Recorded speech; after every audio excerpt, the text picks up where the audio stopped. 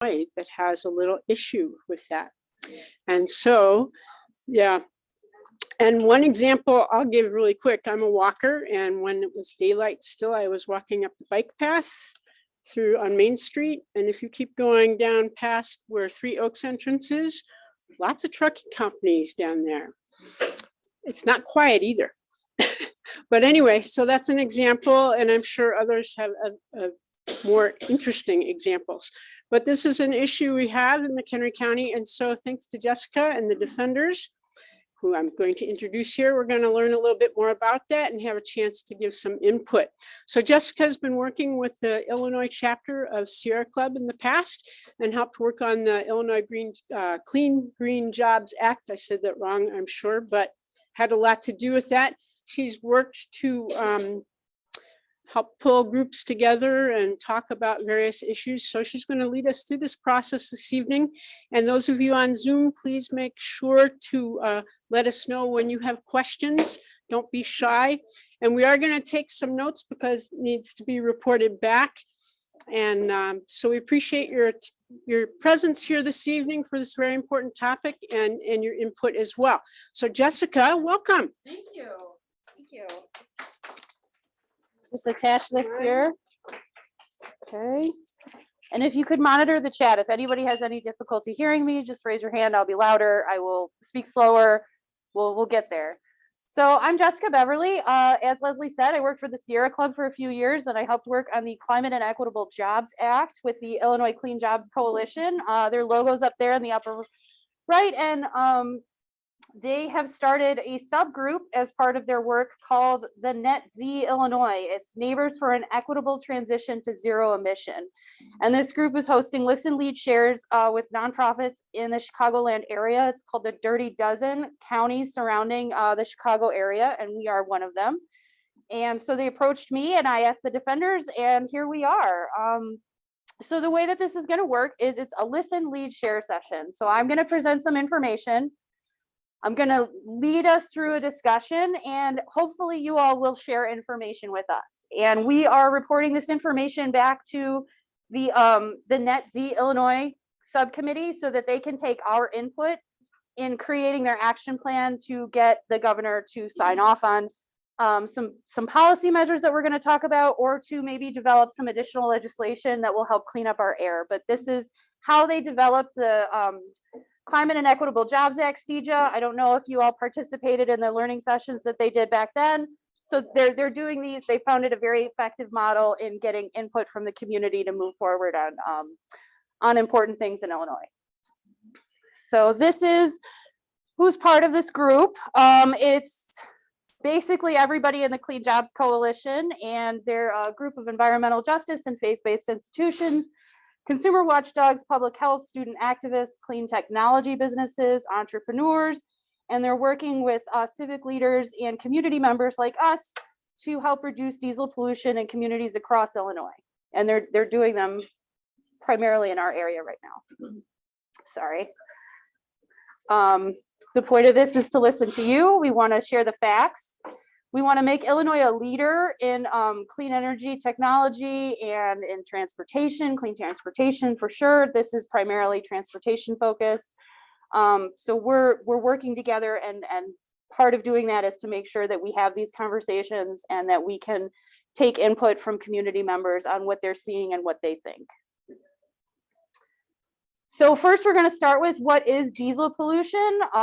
There's two component parts to it, essentially. There's the ground level ozone, which is smog.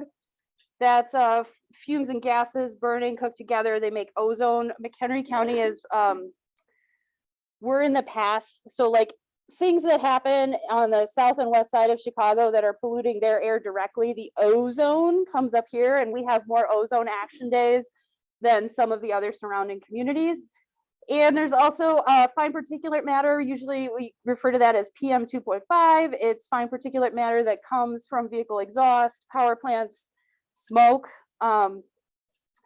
This is what we're talking about when you're hearing from people about the smell and the smog and things like that. This is diesel pollution, and it's a big contributor to problems in Illinois.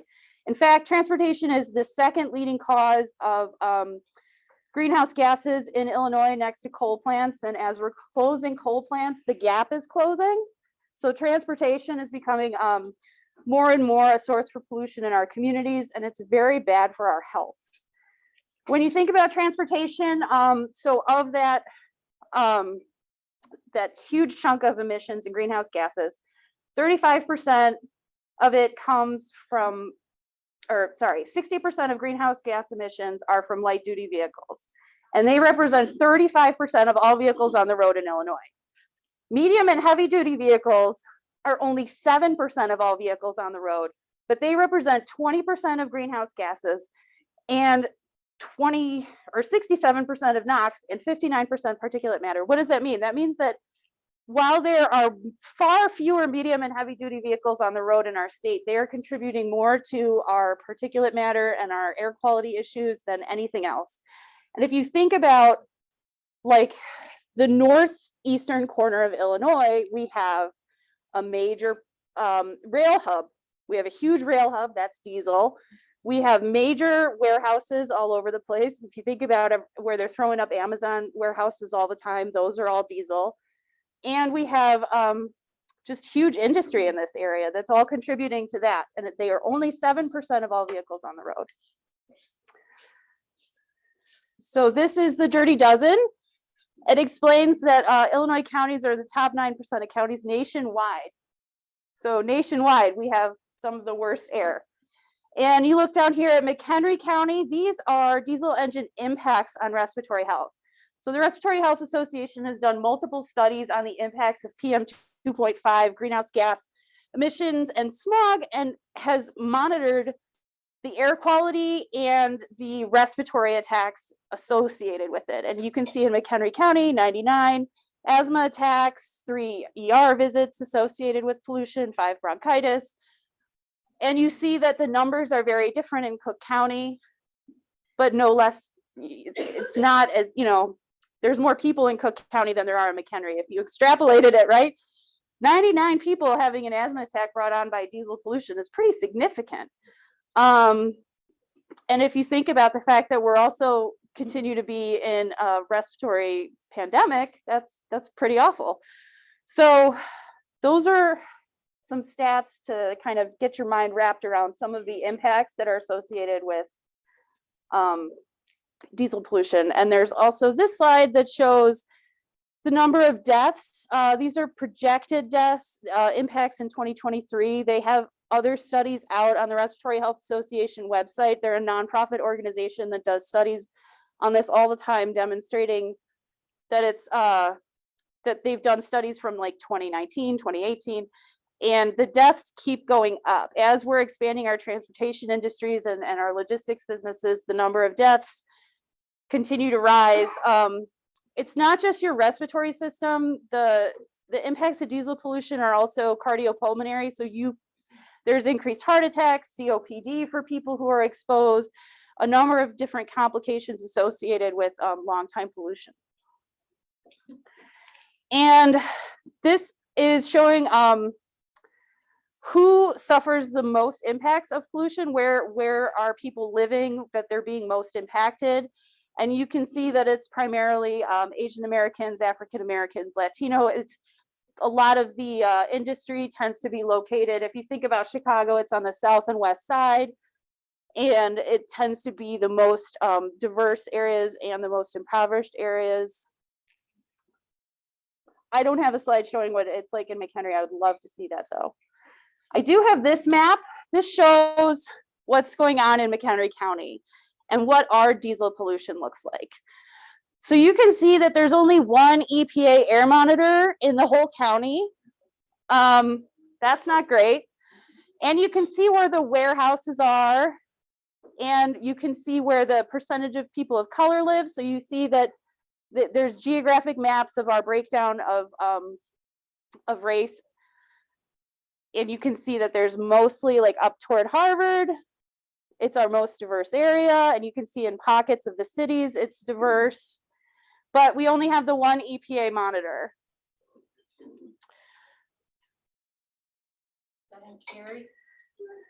It's down to the right. I don't know. It's outside of Crystal Lake. Okay.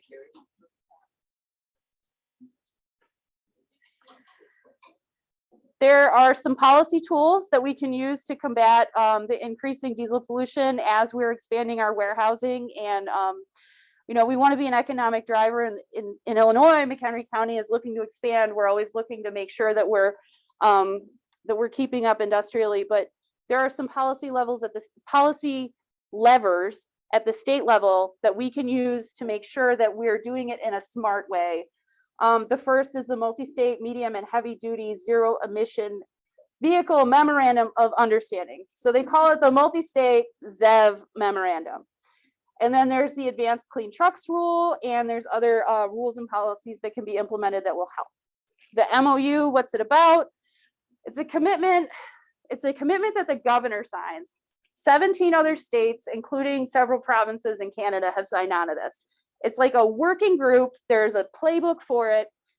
They sign on to this commitment to stop selling heavy polluting vehicles and transition to 100% EVs by 2050. That means you can't buy a new diesel truck in Illinois. You have to, that has to be EVs. It's not illegally binding. It's not legislative.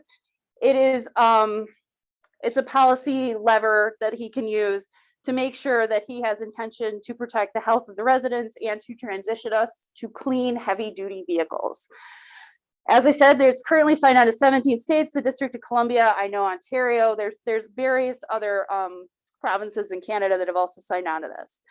And the governor has the authority to sign on to this. Illinois, there's been 2 resolutions in 2021 asking the governor to sign on this. Both the state and the Senate passed a resolution where they, you know, we proclaim that we want you to do this. And it just hasn't happened for us yet. Yeah. Well, I mean, Tuesday. Yeah. There's also the advanced clean truck rule, which originated out in California. Under CARB, it's the world's first zero emission commercial truck requirement. It requires manufacturers who sell, so like dealers, this is like ZEV, right? Dealers who sell medium and heavy duty vehicles must sell zero emission vehicles as an increasing percentage of your sales. So, you know, you start off low and then you take up over time to get to 100% by 2050. And this is another administrative rule that has to be adopted by the Illinois Pollution Control Board and implemented by the EPA. The way this would also kick off would be an executive order from the governor saying, we're doing this, let's go. So that's another thing we're asking him to do. There's a couple of other things that could also help decrease the number of heavy duty diesel trucks on our roads. One's called the heavy duty omnibus NOx rule. So the advanced clean truck rule has a multi-year window of implementation. It takes several years to go from the planning to the execution to like the requirements. So this is, you'd be kicking off a 5-year process by signing it. The heavy duty omnibus NOx rule requires diesel trucks that are still being produced to have cleaner emissions. It just requires them to manufacture the diesel trucks cleaner. And there's the advanced clean fleet rule, which is also from California and is still in the litigation process there. They haven't yet completed it to get it finalized, but this will put pressure on large fleets like the post office, like Amazon, and fleets that are used at port facilities to make city and government fleets cleaner. So this is a plan for the city and the government fleets to electrify and the port authorities. Some other key tools that we could use as a state to clean up our diesel act would be to get a port authority. Illinois does have one of the largest or the largest inland port in the United States. And in other areas, they use those, like in California, the port authority manages the diesel vehicles that come in and out. They're registered, they know what's what, they know where it's going. It's all heavily regulated, and it would be a means to making sure that we had less diesel on our roads. There's procurement policies and funding. This is making rules using funding in municipalities, directing that, you know, if you replace a garbage truck, you have to get you know, a biodiesel truck, or you have to investigate electric. And there's freight electrification mandates, and this is a mandate to make sure that industry and warehouses that are newly built have the infrastructure to electrify now. So yeah, there's just a number of different policy levers to make sure that we can get where we want to be. And we care about this because our most vulnerable community members are primarily impacted by diesel pollution. Our elderly, pregnant people, children. If you think about school buses, if you think about what a school bus looks like, a school bus is a diesel powered heavy duty vehicle. And if you think about the people riding the school buses, they're tailpipe height.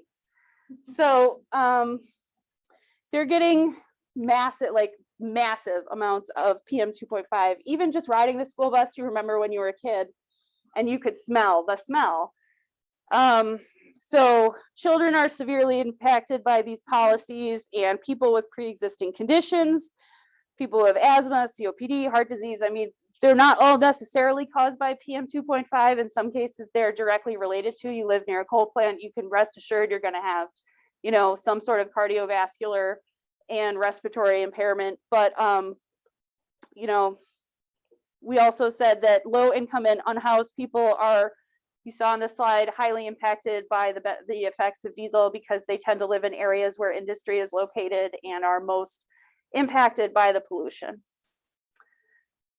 So the tools that we're looking at will help create a just transition for workers and communities. If these rules are put into place, in addition to some of the other things that the governor has passed, like the Reimagining Electric Vehicle Act, the REV Act, I think that has policies to bring electric vehicle manufacturing to Illinois. If we put these rules into place, we're going to create jobs in our communities, and we're going to re-examine what we're doing. Like Stellantis is becoming a repower facility. They're no longer making gasoline powered vehicles. They're taking gas cars and repowering them to be electric. So these types of policy levers can help create jobs and create jobs that are clean and good for our communities. And I'm going to hand this out. I'm not going to talk about it just yet, but this is a community petition that you all can sign. I have printed them, and you can scan the QR, and we will be sending an email to everybody who signed in so that you can sign this. It's a community petition telling Governor Pritzker, that he has to take action on this and that we want to see this done. We can't keep waiting. As I said, the Advanced Clean Truck Rule is a multi-year rule process. We're 17 other states. Now, we like to consider Illinois a leader. We're really great. We have an awesome governor. He's really pro-environment. 17 other states have done this before us.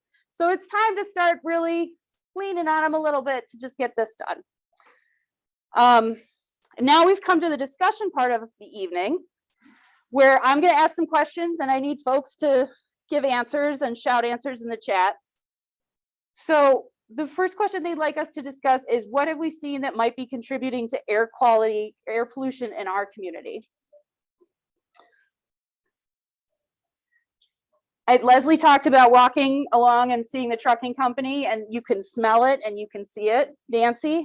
I live on Walkup Road, and the trucks coming, I guess, from the recycling center up in Graves Lake. That's the only place we can figure they're coming from. Go by our house all the time. Going to, where are they going to? I'm not sure. Over to Rockford? Rockford, or the transfer station. Except they turn and they go west. So isn't the transfer station on the south side of town? Yeah.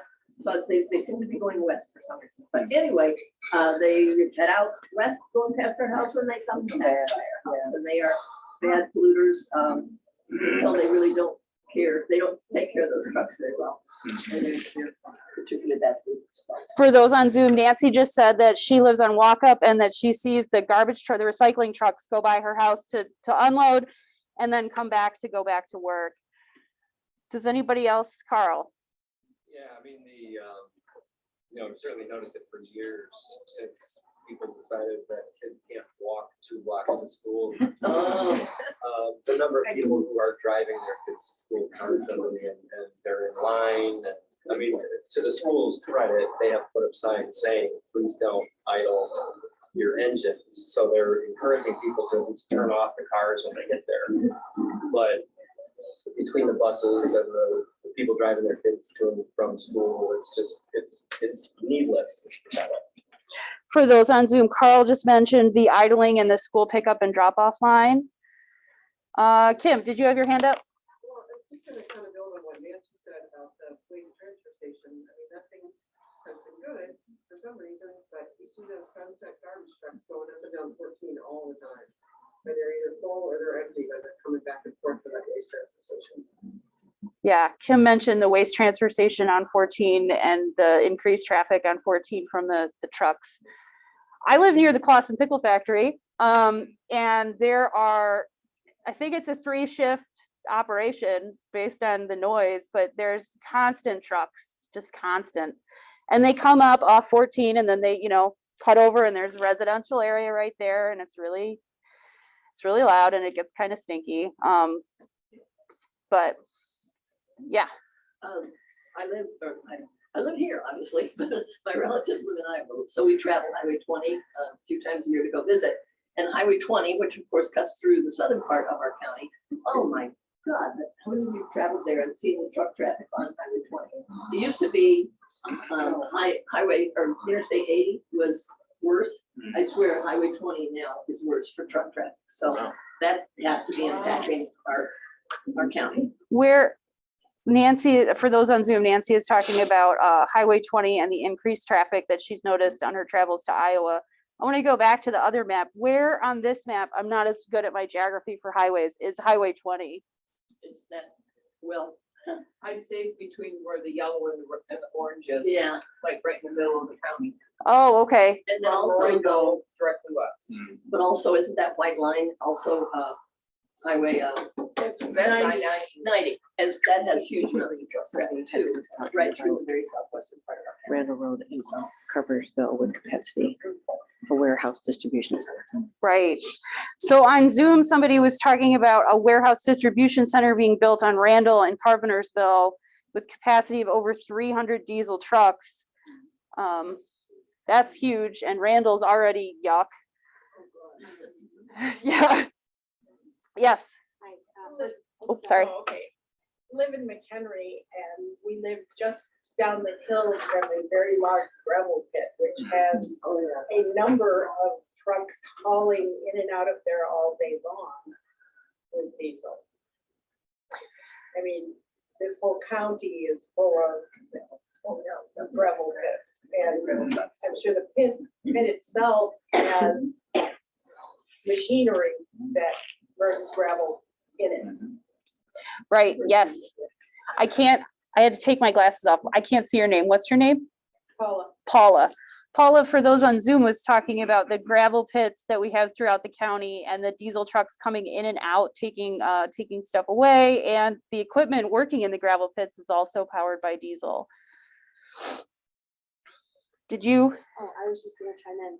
My name's Anne, and I live in Sleepy Hollow, and I am part of the Concerned Advocates group who are trying to stop that facility we're talking about in Carpentersville through the bill. Oh, interesting.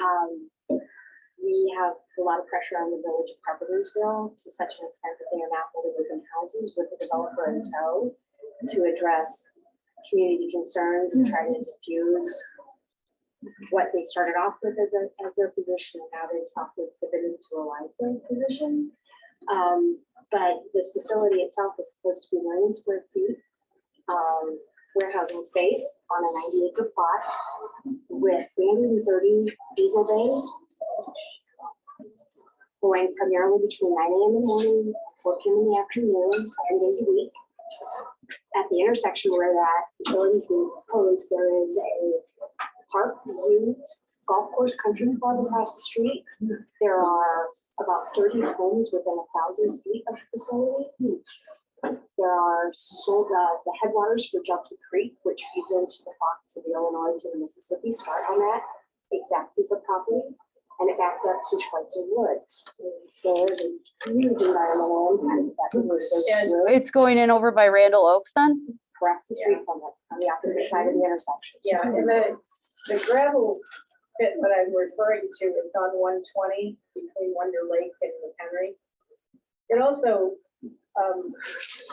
goes around one of the grade schools Valley View, and at the bottom of the hill is a middle school, which also has buses. And the bus lot is right there from all the buses for District 115. There's also the construction right there too of that large neighborhood. Stonewater. Yeah. And then a lot of Yes. Can you make sure that I have your email after this so that I can contact you, both of you, for more information about the things you're working on? For those on Zoom, we were just discussing the facility that's going in on Randall Road that is very close to the Park School, Country Club, the headwaters. It's going to be 1 million square feet and 330 diesel bays. So Jessica, Stan on Zoom mentioned the black smoke and smell that he gets in his car when following a truck. I don't know how often people feel that happens to them, so that was. That is an excellent observation. There's really no like filter in your car to filter out the pollution, and you are mainlining it in your face when you are following a diesel vehicle. Yes, Scott. And kind of building off that, what I'm curious about, and you may have mentioned this, but before I got here, but are there standards for like testing for the diesel vehicles, trucks? There are standards. There's emission standards. They were, I think, I don't have that much information on it. I recall that the EPA just did another hearing on it, and I don't know if they were strengthened. It was happening right when I was getting ready to leave work. I don't recall if they were strengthened or weakened, but the EPA just came out with new rules on it because Trump had rolled all that stuff back, of course, right? Or tried to.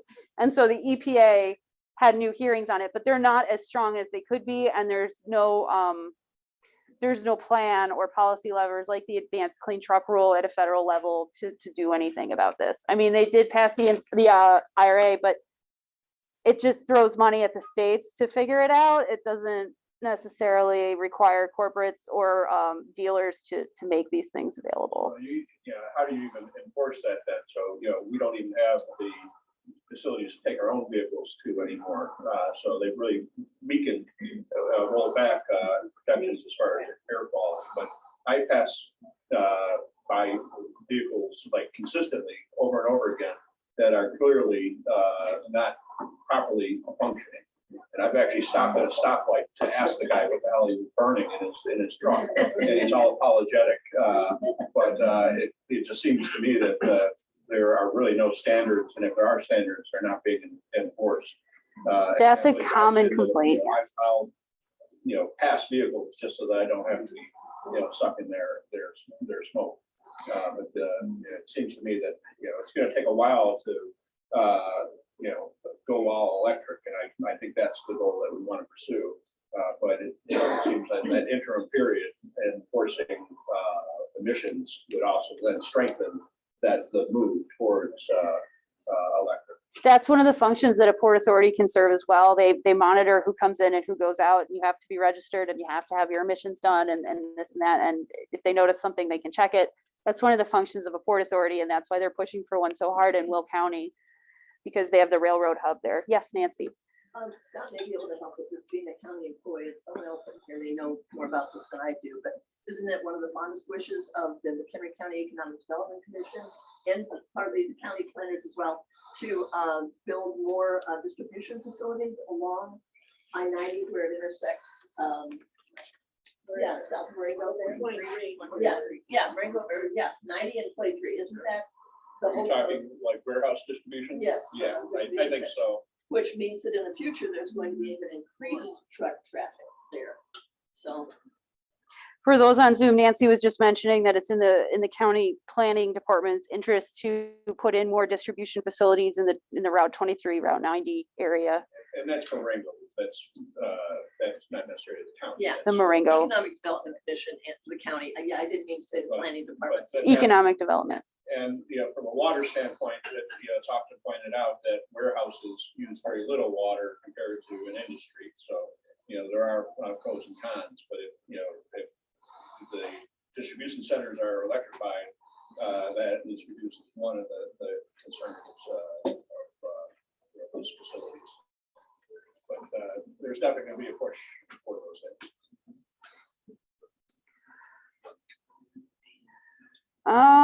Well, we've covered a lot of this, and I think it's important that we talk about who we know from vulnerable communities that have or will be impacted by this pollution. If they end up building the facility on Randall, near Randall Oaks, there's neighborhoods there, there's children there all the time. I love that place. 2 schools within a mile of it. Well, it's not even, sorry. Let me answer this. The land is still unincorporated Dundee. It's not even Carpentersville property yet, but the land holders are a very prominent family, been in the area for a long time. And their kids are trying to sell off this last piece of held property. And they're just looking for somebody who will take it off their hands and will agree to annex into whichever village ends up saying, I'll take the land and I'll take the And this was some restrictions on it, yep. and unfortunately, when the wind blows through Carpentersville, while they think that this facility is not going to affect their township very much, the wind blows from the west to the east. And so the residents on the east side of Carpentersville are going to get hit with this very hard. Would that be considered an environmental justice community area, probably? Perhaps, yeah, and there's so many other, it's nuts. It's just, it makes me sick. For those on Zoom, we were just discussing the facility that they're planning to sell in Carpentersville, and it was suggested that the wind will impact those in Carpentersville on the east side the most. I'm not really familiar with the makeup in Carpentersville. Is that a diverse area? Is it low income? Is it? That part of Carpentersville is lower income. It's primarily Hispanic and Asian families. It's really a very hard working community. A lot of college jobs are for a lot of families. People work 2-3 jobs just to keep their lives on. It's a lower income Hispanic, Asian, blue collar area. So it would really fall into that chart that we looked at earlier, where it shows that where we're citing these facilities, we're impacting those who have the least resources to deal with the health problems associated with diesel pollution. Pat. Back to if you can go to the map of the county, in the southwestern corner, that was kind of orangey. Hold on. If I could just make one comment, if everyone in the audience speaks up really loudly, then Jessica won't have to. Oh, yeah. You're trying to help people on Zoom, so I think even I can be heard. So if you speak this loudly, they'll be heard. Okay, be heard. So that southwest corner there, this gold, is where you can see that white line that Nancy pointed out is I-90. And right toward the right of that, there is where 23 comes through. And that whole corner is all gravel pits already. Before you add the manufacturing complex that the city of Marengo wants to add. The city of Marengo is it's Woodstock that's there, but kind of where the yellow meets the red. But they've annexed all the way down to the tollway. They're down here? Yes. Wow. That's City of Marengo. Plot by plot, not a wide strip, but enough to be contiguous. And so you go through this whole gravel pit world. Sadly, none of those gravel pits are, the offices they're not businesses that are in McHenry County, they're other places. So we don't get any benefit from the taxes, they just wreck the roads.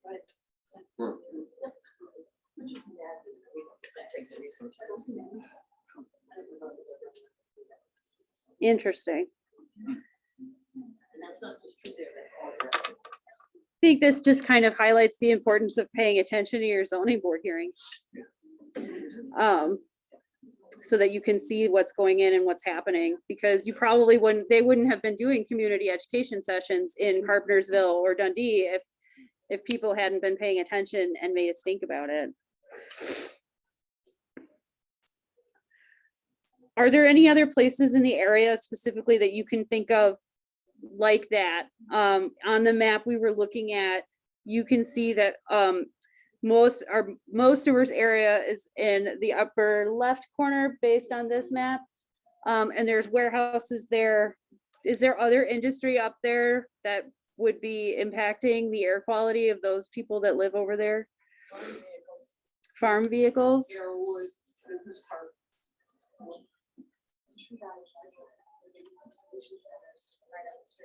True Value Hardware. They are, but it's still, they have a lot of vehicles coming out. Yeah, I mean, the point of this isn't to like necessarily be upset with these organizations or these businesses, but it's more to just recognize that like their business has an impact on our health and that we should be taking an interest. And the last discussion item that they really wanted us to highlight on was how might you benefit from clean vehicles in your community? Maybe identify some of the economic, health, cost savings, roads, green space. I mean, one of the big complaints that people raise when you talk about electric heavy duty vehicles is how heavy they are and what they do to the roads. So just if you can think about what it would mean to just transition these vehicles to green vehicles. Scott. Well, one of the things I'd like to know more is, are there benefits to electric vehicles for the actual drivers and owners? And so like with, the pickup trucks, so the Ford F-150 that's coming out, that's gonna be a game changer. The torque that you get in that vehicle just leaps and bounds, blows any, combustion engine away. And then you use your battery as a generator. So you're not having to haul a generator in the back of your pickup truck anymore. Your car is your generator. Once people, the naysayers realize just how beneficial electric trucks are, it's going to be a game changer. And I got to think that same thing with semis. Instead of idling to stay warm at night, you are actually using your battery for all your amenities. I got to think that's a benefit to the owner operators. And I just don't know enough about that world to really know what all these other benefits are, but I got to think that they're out there. And if we kind of highlight those, I think that'll help raise awareness and enthusiasm. The other thing with the large vehicles is you can actually use that as battery storage. So you can, power up when you have the energy available and then use that as a battery. And Japan, Germany, people are actually doing that. They're, charging and then selling the power back and using that as a power source so that the vehicle's just not a transport vehicle. It's actually part of their energy system. And when you're talking large vehicles like that, it seems like there are opportunities there to really use that as a storage device for renewables. Yes, there's a group called B2G, it's Vehicles to Grid, and they are working on that with school buses, and they're using the energy from the school buses idling in the summer, right, to cool the building. So there's lots of new technology out for using your heavy batteries. Yes, Nancy. Could I just add to that real quick? Because Scott and I have been working with, and others have worked with the Huntley school system. And they now this year have four electric buses, maybe more now. Some days I have about 6. They could be 6 by now. But they're using into it. It's not going to be. Yeah, right. No, but they're moving forward. And I just thought it was so cool to hear from their person in charge of their buildings and grounds and so forth. So they're keeping their buildings going and so forth. That if they have electricity outage and they need they want the kids to stay in school and they've got to have electricity for their computer labs and so forth, they can use their buses to keep the electricity going in their schools. I just think that's so cool. That's definitely a benefit. Yeah, And a cost savings. they're so cutting edge, and those buses charge on sunshine because Huntley's powered by solar. So it's so cool that's here for us. I also want to, You got to be louder. sorry, louder. Yes. Maintenance. We've had an electric car for 4 years, and when I took it in to have my tires swapped out, have snow tires put on, I asked about what other maintenance I should be thinking about. And they said, have you filled up your windshield washer reservoir lately? That's good. Because I've changed the windshield wipers and I've kept the windshield washer reservoir filled. That's it. in 4 years. So, I mean, with a truck, you're using it all the time, you're putting more on it, but there's gotta be huge savings based on that. Pat, I wonder if they've done any studies about the driver of the diesel trucks. How are they impacted by this new? Especially since they would stop at those road stops along the interstates and stuff, and they keep those diesel trucks going the whole time. And that's coming to cab when they're driving. that's interesting. Yeah, I bet there are trade associations that are looking at that. They're looking at heavy duty truck electrification, trucking trade associations that are examining how it looks and what it's going to be like for them. I don't know if there's any health studies. I'll have to get back to you on that. Yeah, I haven't heard from you yet. Yeah, I'm wondering, if there's ever been like case studies of looking at where a distribution center is located and an increase in like ER or urgent care visits of kids with asthma. Yes. That's ever been done. Yes, Respiratory Health Association's done that, and they did that in Chicago area along the well-traveled CTA bus routes too. The Respiratory Health Association has a couple on their website. I have a slide that shows kind of those statistics that they've been able to parse out, but they have specific statistics on, there's warehouse statistics too. I think they did one near Little Village recently, and I know that Will County bought their own air quality monitors. So if you've seen these in the pandemic, right, like some people have these, they monitor indoor PM 2.5. There are outdoor air quality monitors, and the defenders are purchasing 3 of them to be put up around the county so that we can kind of citizen science our own air quality monitors. And that's actually part of the playbook for signing on to this MOU, is that you have more air quality monitors in the community so that they have a better idea of where to target action on electrification. So the defenders are going to be leading that effort in McHenry County this year. Yeah, Scott. So, I'm not an advocate for the distribution centers or anything, but I look for, what can their benefit be if they are coming? And they have a lot of space, real estate for solar on the buildings. I don't think we can mandate that they put solar, and there's no mechanism that would allow us to do that. But communities could require that they be solar ready. And so during the construction, you're putting the wiring or the conduit in, so that the holes. There's a term. Well, so communities can legally require that a building over a certain square footage have solar on it. That's 100% capable. You cannot dictate the building code and tell them that they have to be solar ready, which is really weird because Illinois has the Illinois building code and you adopt it and then you have to be home rule to opt out of it, and it's a whole thing. But for building electrification purposes, right, this is the next big wave. We're talking about transportation today. I might be back in 6 months talking about building electrification, which is getting off of natural gas. And that's where you start looking at codes and enforcement and things like that, and adopting a stretch code. But yeah, no, counties and municipalities can 100% require any building over a certain square footage be solar. Get your pens ready. Yeah. Yes. This is kind of off topic, but you're reminding me. I don't have a hybrid. I don't have a pure electric car, but I do have a hybrid. And with today's gas prices, I am so glad I have that car. I get regularly the 40, sometimes even 50 miles to a gallon. And with gas prices being what they are, yeah. Diesel's even higher. I just filled up to come here and diesel's over $5.20 a gallon. Yeah.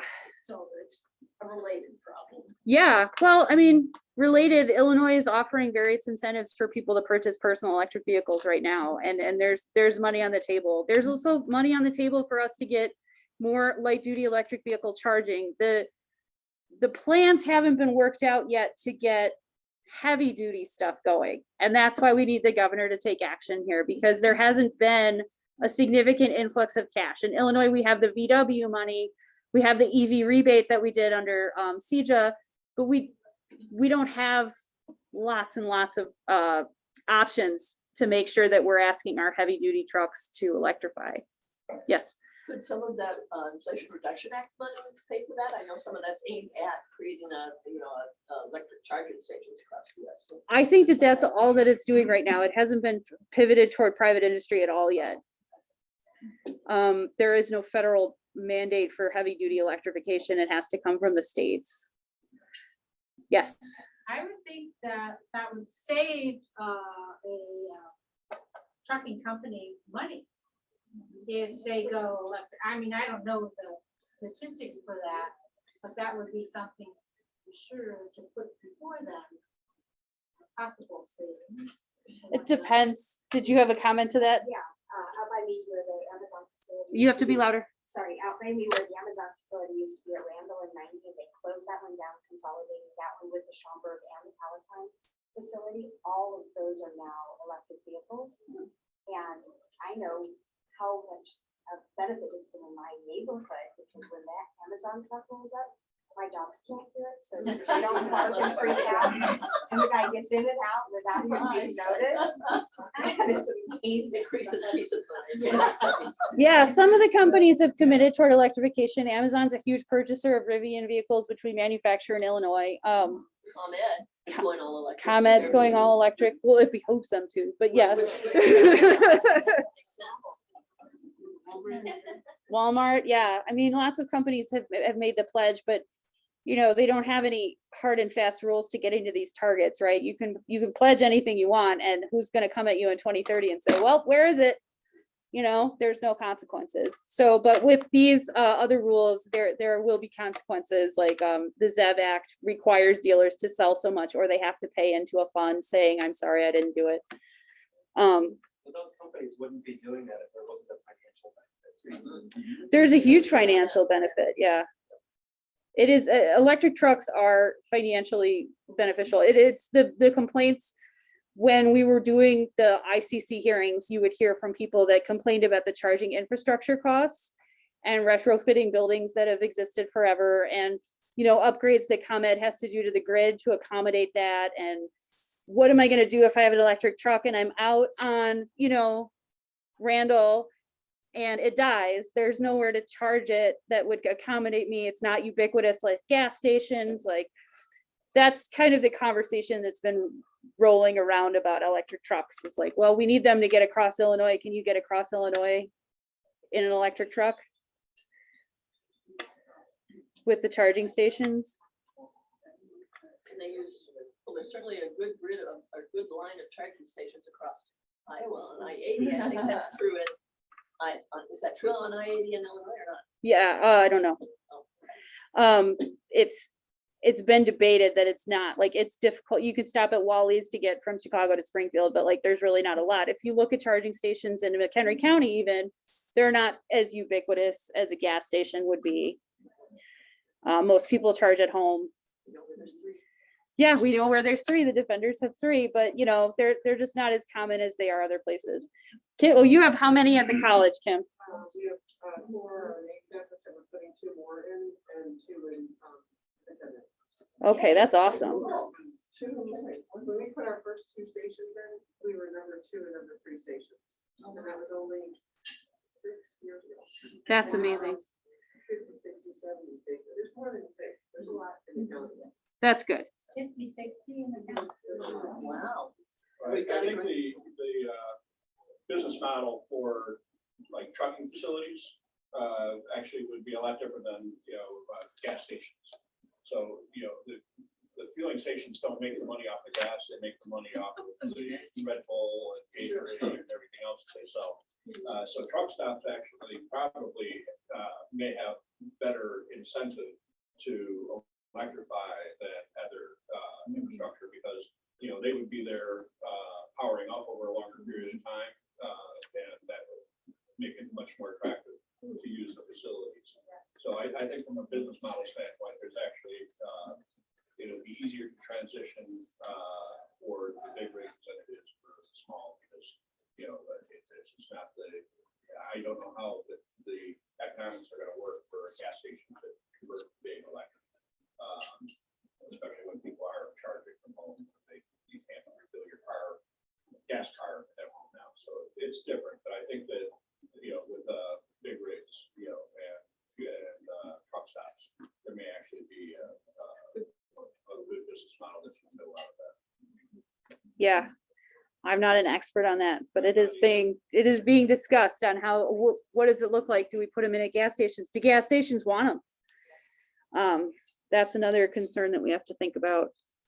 Well, and it just is a point, just I try to get here to Springfield, and I would have preferred going down 39, because it's a nicer drive, but in order to hit the charging station, I had to go 90 to 95 and down that way, just to make sure I got there. Yeah. So it is an issue. So it depends on how we can incentivize places that they can meet. And it's important to emphasize it's an issue now. The infrastructure we're gonna have in place in 20 years is gonna be a lot different than what we have now. So although it's hard now, that doesn't mean that that's what's always going to be. So it's important to keep that in mind. Every car company is invested in electric at this point. The demand is going to grow as these things become more common. Yes, for light duty vehicles, yes. We're seeing a much slower uptake on heavy duty vehicles and much stronger resistance to it, even though $5.20 a gallon, man. Well, that's why I want to emphasize the positives of being able to use this for like your power source and any other benefits. Highlight those and deflate the resistance. Yeah. Well, kind of the medium vehicles out there, the pickups, so many people are into buying these huge pickups. They don't need the huge pickups, but they want them anyway. There's certain machismo, I guess, that goes along with that. And some of them almost are proud that their exhaust fumes are lighter and all, worse than they could be. And I just think it's so cool that electric pickups right now are the fastest selling electric vehicles in the US, maybe the world. And they're so much stronger, like you said, that was it Carlson was saying, they are much faster. Their takeoff is so much faster. You can leave other pickups in the gas powered pickups in the dust. I just think it's funny. It pleases me. 5 years we're going to be complaining about that. So Maybe so. They'll just make them bigger and bigger and bigger. Well, I don't know. I don't have any more questions. Do you guys want to talk about anything else related to medium and heavy duty vehicles, or should we hand out the handouts and maybe do your QR thing? Handouts. Okay. So I'm going to put it in the chat too, for those on Zoom, the link to, here, I'm just going to click this on, sorry. Yeah. Yes. There will be an email tomorrow from Destiny for everybody who signed up for the program. Cynthia Tanner would like to remind everyone that if you're passionate about transportation issues, the environmental defenders have a transportation action team that meets on the first Monday of each month at 7 p.m. on Zoom and will benefit from additional members. And if you're interested, you can contact Gary Tanner about it. His email is Tanner, KNNER, Gary@gmail.com. Or contact Destiny at our office and she'll put you in contact with Or that.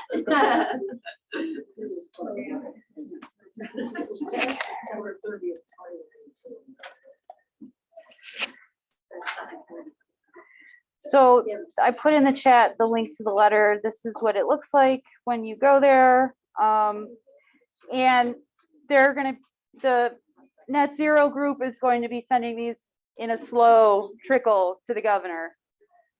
Couple every day until it's done. So the more people we can get to sign on to this, the greater good. Please tell your friends, neighbors, and your group especially about this. And we're hoping that we can really push them to get onto this in the next year or so, and we can get the ball rolling to get these needed policy changes. There's also we're going to be sending out an email on the e-news, and then what was the other slide? There was another slide that was about, there was another slide with a story. Oh, you can submit your stories, and they're doing One of those handouts is stories and one of them is to contact you. Yes, so this is like personal testimony and it's sharing your personal story with the Illinois Clean Jobs Coalition, and they might use you for their advertisements or their campaign. They're looking for people that want to go to Springfield and make public testimony, who want to stand up and talk about this stuff and really push for it to happen. As I said, you know, both the Senate and the House have signed resolutions suggesting that we sign on to both the MOU and the Advanced Clean Truck Rules. It just hasn't happened yet. Yeah. If you're interested in doing letters to the editor in the paper, yeah, that can be done. I can put you in, you can just email me or email Destiny to get in touch with me, and we can put you in touch with the Clean Jobs Coalition and they'll help you do that. But I think that's it. So many things are after the election. I think that's it. Thank you all so much. I really appreciate your time.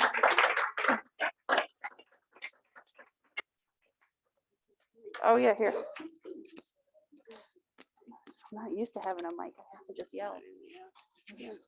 All right. Well, again, thank you to Jessica for helping us walk through this and find ways to get connected